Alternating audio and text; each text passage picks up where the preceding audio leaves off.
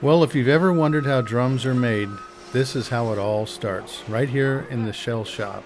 As you can see, we buy an awful lot of maple here at DW, and before you can make a drum shell, you've got to make plywood. So here we're making the preparation to clip the wood. Clipping the veneer is kind of a tedious task. It's got to be somewhat specific to the size, but not all the way specific, because at every step along the way, we do trim off a little bit here, trim off a little bit there, until it becomes the right size piece.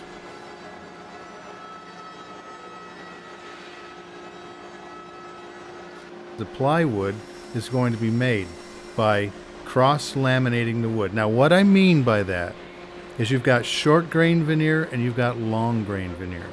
And putting those two together make the plywood strong.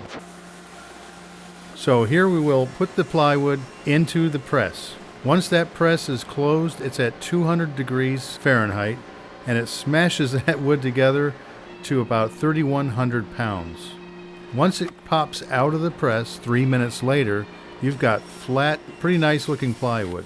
And then we put it into the saw, and now we're going to cut it to length. This plywood has to be cut to very specific lengths. 7-ply shell is 2-3-2.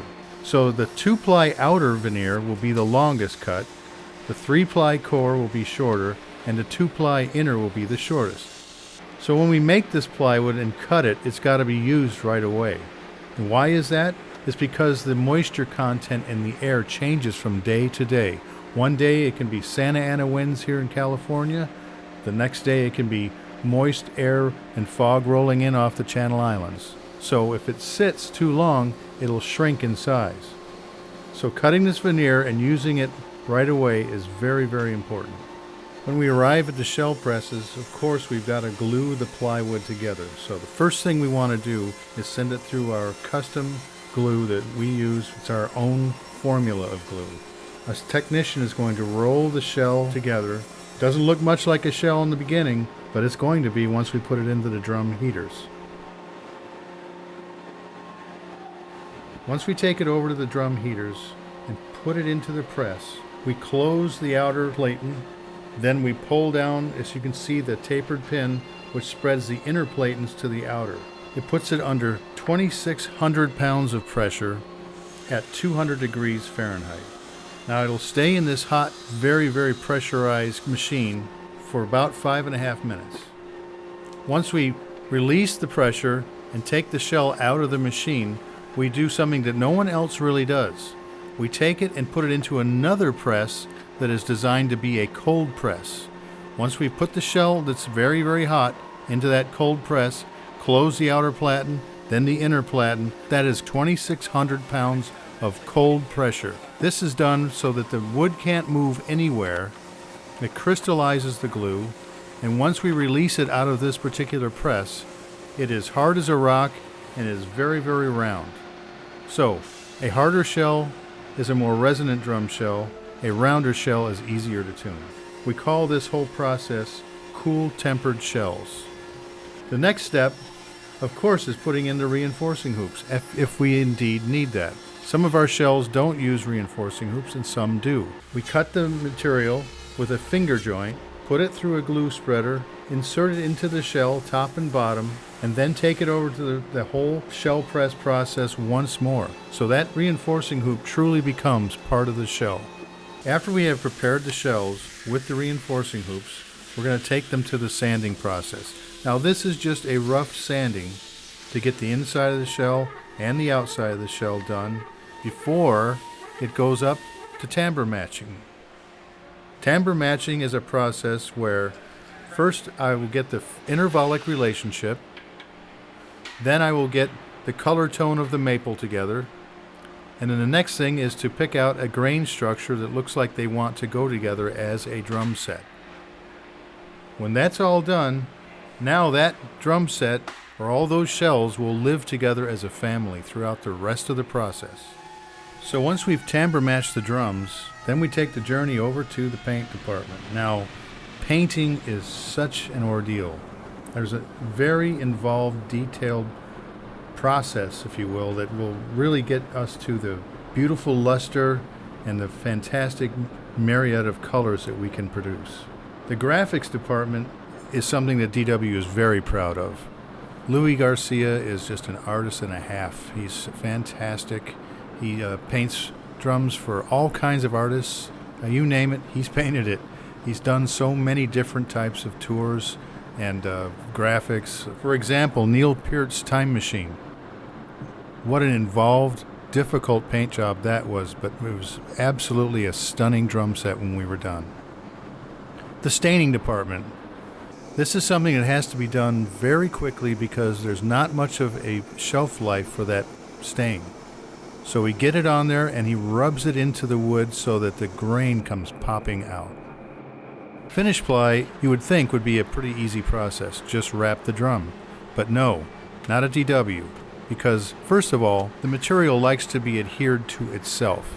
So you can't have a butt seam all the way up and down the drum.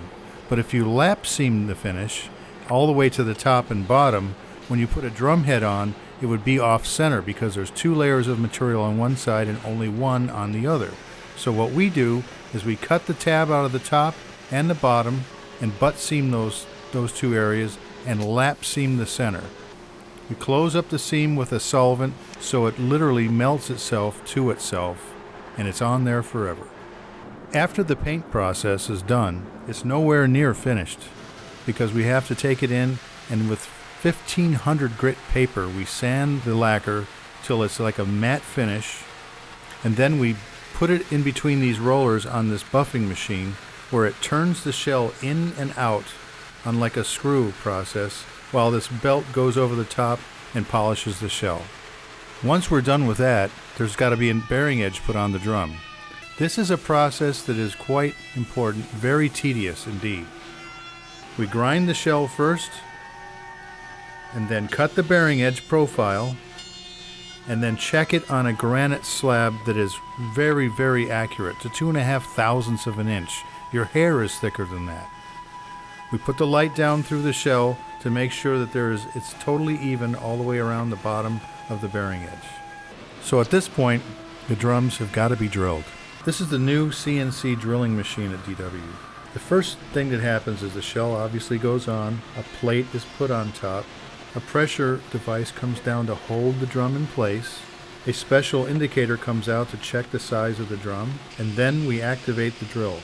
That's a multi-spindle drill head that goes in and selects the right size drill for the particular lug pattern, or the air hole, or for the legs, or if it might be spurs for a bass drum. This drum can be done all on this machine with all these options. This machine will also do size 6 all the way to 26-inch drums. We use another type of alternate machine for the snare drums. And the reason we do that is because we put in the snare bed on this router that's affixed to this drilling machine. All of these machines are CNC, computer numerical controlled machines.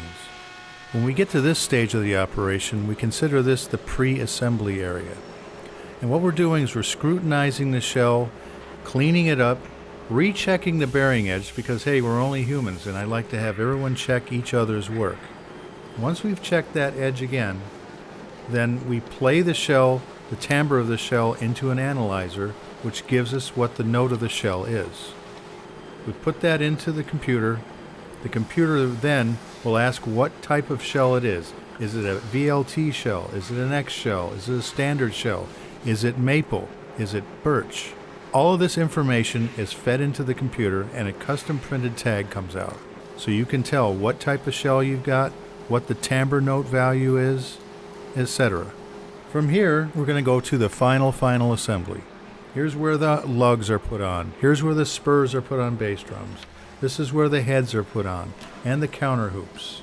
We also want to make sure that everything is done as efficiently as possible because we're going to tune this drum. It's just like an automobile factory.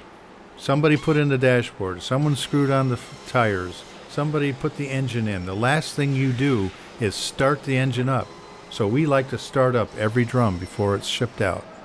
Every drum is carefully tuned. The reason for that is we've got to make sure the bearing edges are really right. We've got to make sure that the drum heads are working properly, etc. All these things come into play. So when you get your drum and you take it out of the box, it's pretty close to ready to go.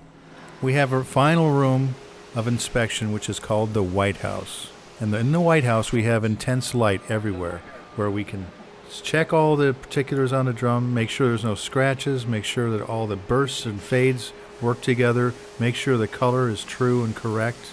And once we line all the drums up, we take a picture of them for archival purposes. Once we've taken the picture of the drum set, it's ready for shipping.